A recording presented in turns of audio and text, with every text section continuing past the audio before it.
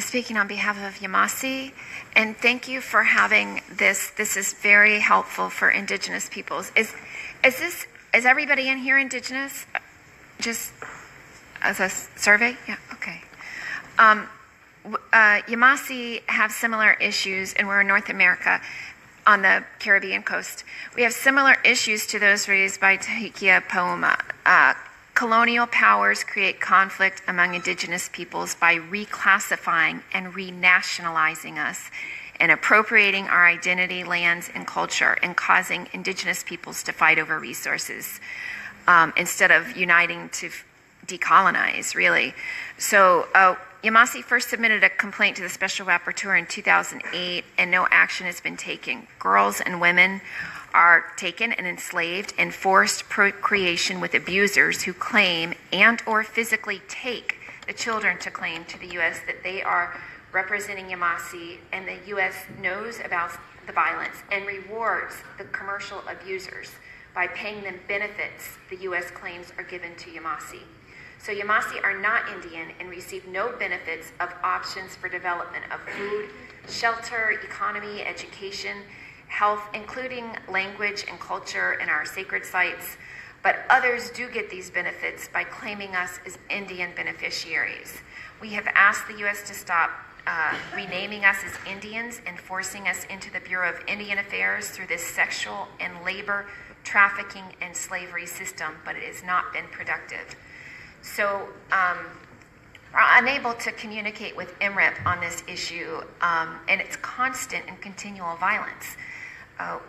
We are unable to communicate effectively with the Forum in part because of the conflict colonial powers create among Indigenous peoples. So the U.S. encourages other colonized peoples and NGOs to exterminate us. So the U.S. can call us extinct or say they have settled with us, and then give our resources to these NGOs and colonized peoples who prevented us from effectively participating at any, local, national, or international level.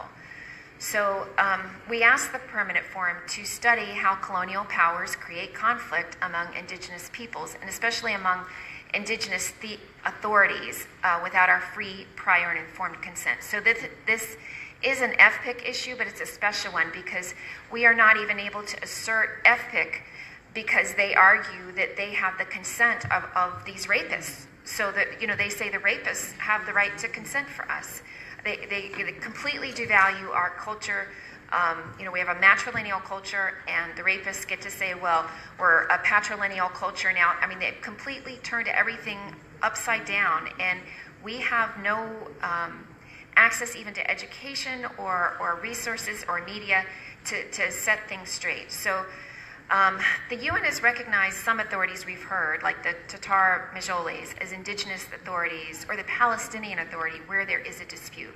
So we propose multilateral dialogue with Indigenous and colonial peoples involved in our area. So for us, it would be Muskogean Indigenous peoples and the Spanish and English affiliates, because they have records. And so this would, for us, that would work. But for other Indigenous peoples, maybe these multilateral dialogues would also help where there's a dispute over who is the Indigenous authority that should be giving free, prior, and informed consent. Because when you leave it up solely up to the state who claims our resources, they are always going to set up the person that will take the money to do what they say that state wants.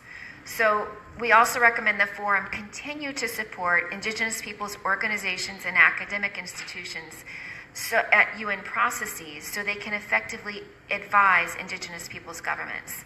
So next year, this is so good. Maybe next year we could have a whole segment for Indigenous peoples' governments and a whole segment for Indigenous peoples' organizations so that we could address some of the different issues, because we are not a monolith. Indigenous peoples' representatives are not a monolith. They're different institutions we're representing. So we were here in 2010 during the Gulf spill with Indigenous peoples directly impacted by that spill, and we were not able to even hand in written statements to the Permanent Forum while this spill had occurred and all this oil was going into the Gulf because of the conflict that colonial powers had created among Indigenous peoples. They had convinced some NGOs who have more than $1 million budget, that if they could silence us, that they would be able to step in and claim the resources, the indigenous resources from that area, and say there are no indigenous peoples here, and so we will give the money to these NGOs. So that conflict prevented us from even communicating. We couldn't even speak because of this. So it's even at the international level that this conflict goes on, that we can't even get to speak because of this competition the colonial powers create over resources, indigenous resources. And we shared with a questionnaire in 2015, and we heard that because of our response on that questionnaire, we were not allowed to register for the 2015 forum. We had participated in, I think, 7 or 8 forums before that, and then in 2015, we were not allowed to register. So, that's just something we heard, but it makes us afraid to share, like, on the forum questionnaires. And what we had said was that because of corruption, the forum location should be moved. And we had seen that corruption in action, and from corporations directly influencing, the Agenda 20 or the post-2015 process, and also the permanent forum. And now we see that the Chamber of Commerce has a permanent observer seat. So we see that there is corruption here because New York is such a capitalist place. But in any case, we know that the forum is under a lot of stress, and that they have to struggle for resources too. And part of the problem is that superpowers, China, Russia, and U.S., okay, I'm winding up. China, Russia, and U.S. have undue influence here.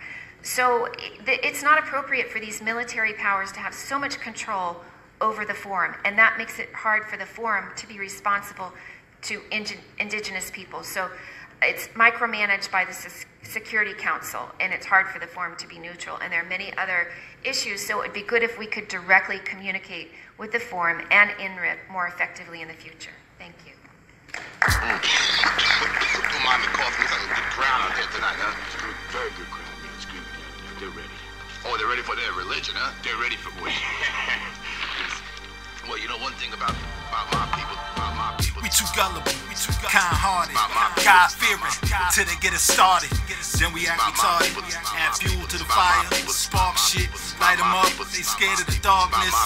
It's an eye for an eye, tooth for a tooth, Haitian revolution.